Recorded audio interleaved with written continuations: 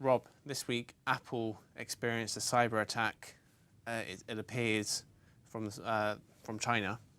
On next, we have goldfish memories at the best of times, but this did remind us a bit of Google's experience in 2010 when it said it would no longer operate its search business within China. Is that a history we should be bearing in mind here?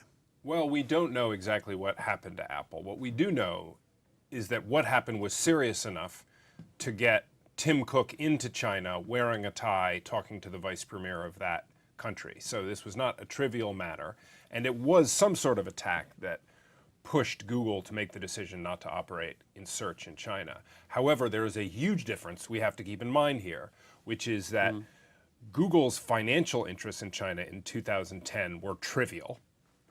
Apple is massively invested in China financially in two senses. First, their iPhones and iPads are largely manufactured there, and the components for those pads and phones are largely manufactured there. That's level number one. Level number two is that much of their growth comes from selling iPads and iPhones in China.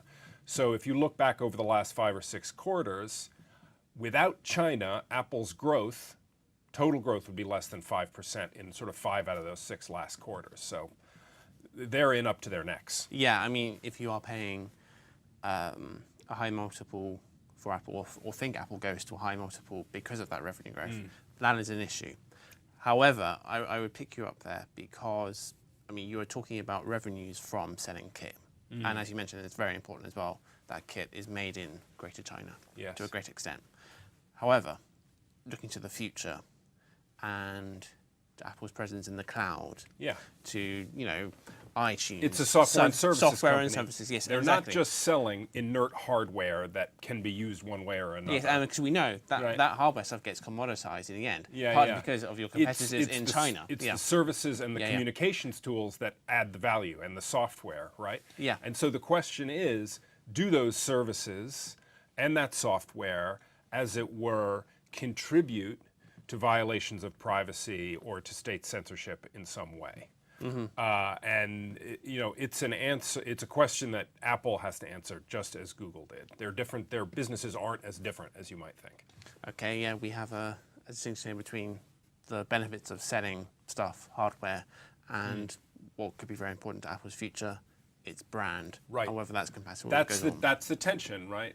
Of course, Apple has much at stake in a very direct financial way in China, but they also have an extremely glossy brand to protect. Think different, sounds different, if you are perceived as participating in censorship or violations of privacy. Okay, this will be one story to remember. Thank you, Rob.